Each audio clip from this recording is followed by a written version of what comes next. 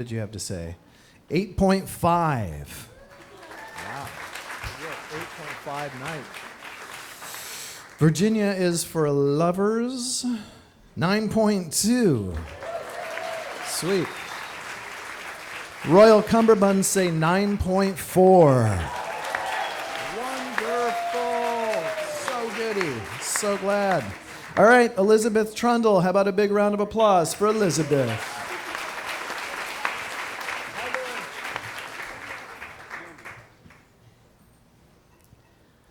When I graduated from college, it was pretty unspectacular. I had taken a semester abroad my junior year in San Francisco. And while I was there, I took acid, read Henry Miller, and rode around on my temporary boyfriend's motorcycle. So when I got back to college, they didn't give me credit for that semester, shockingly. So instead of graduating in the class of 1989, I graduated in the class of 1989.5, which was sort of depressing. I think there was like 10 people in my class. And they kind of, there was no caps and gowns or ceremonies. They just pushed us out the side door in the end of December. It was pretty gloomy. So I skulked home to Virginia Beach, Virginia. Yeah.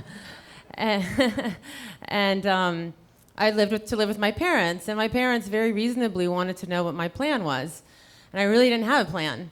And they were kind of keen on marketing and communications, or public relations. And I was keen on becoming an artist and living in New York City. So they weren't supportive of that idea, but they weren't really unsupportive. I think the best way to describe my parents was uninvolved. And they kind of said, look, if you want to move to New York and be an artist, fine, but we're not going to give you any money. So you need to get a job and save up some money, and you can move to New York. And I wasn't a very motivated individual, and I wasn't very organized or very future-oriented. So I got a part-time job at the drugstore as a cashier, which was not very lucrative. And I got my first paycheck back, and it was like after Social Security and taxes, it was like $40 for 2 weeks. And I realized it was going to be really hard to save enough money to move to New York and be an artist. So I decided to make the best of it. And I just kind of turned my house in Virginia Beach into my little artist colony. I was living with my parents. I tried to pretend like they weren't there. That was my strategy. Like, they didn't actually live there. It was really just my art studio. And I had like a project I was doing. I was a radical feminist at the time, and I was doing this thing called a period piece. And so I was protesting the use of tampons and maxi pads, because really, why should we have to hide it? It's totally natural. So what I would do, and I had been doing this at college, so I was really just continuing an ongoing project.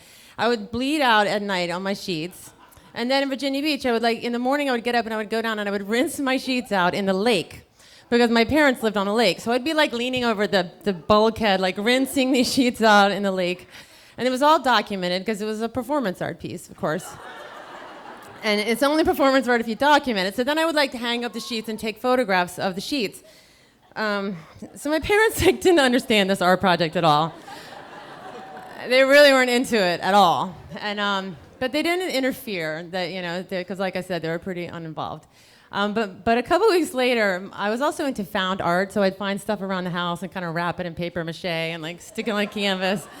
And I went down to the garage, and my parents were out, so they were like out at a restaurant or out at a party. And I found this huge piece of plexiglass. It was like 6 feet by 8 feet. I was super excited. I was really inspired. My dad was probably gonna like use it to fix a storm window or something, but I repurposed it for a little Jackson Pollock action, and I was like dribbling and drabbling the latex and the oil paint. I was also very high when I did all this stuff. So I was like dribbling and drabbling. And then I had to leave it to dry because it was really wet. So of course I left it between the car, like the driveway and the stairs that led to the house. And I went inside. I had like a foreign movie I rented from Blockbuster. And I was like hanging out. And then I saw my dad, and he like appeared at the top of the stairs. And he was wearing his black Joseph Banks suit, but he was like covered with paint. So he had like come out of the car and like stepped right into the plexiglass, which is super slippery, and fell like in his Joseph Banks suit.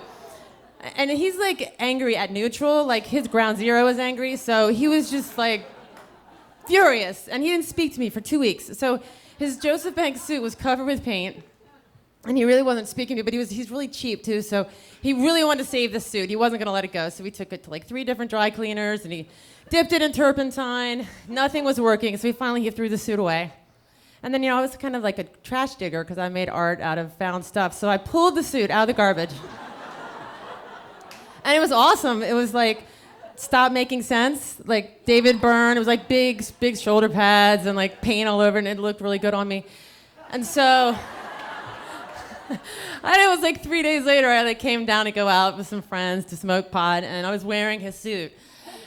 I mean, and like there's something like broke inside of him when he saw me in his suit. I think he probably said, "You've got to be kidding me." Because like that's all he said to me at that time. That was like his only response to anything I said or did. So so I was like, no, I didn't really even honestly care. I didn't even know what he was thinking because he didn't really exist.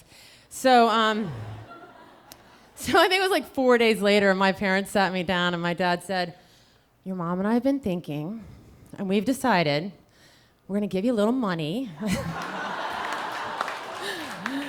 Just a little bit to get you started in New York.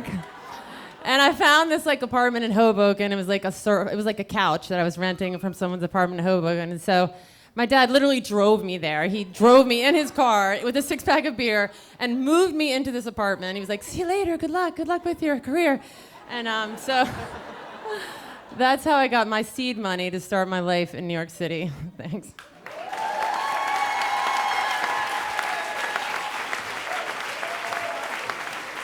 Elizabeth Trundle.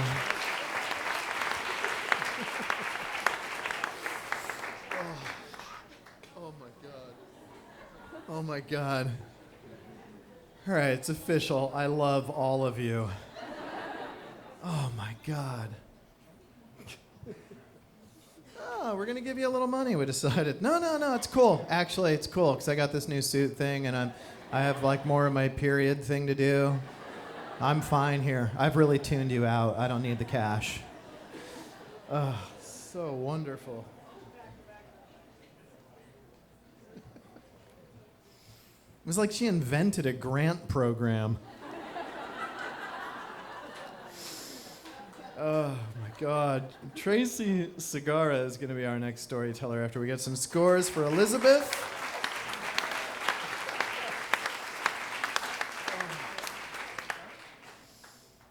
God, all right. This story destroyed me.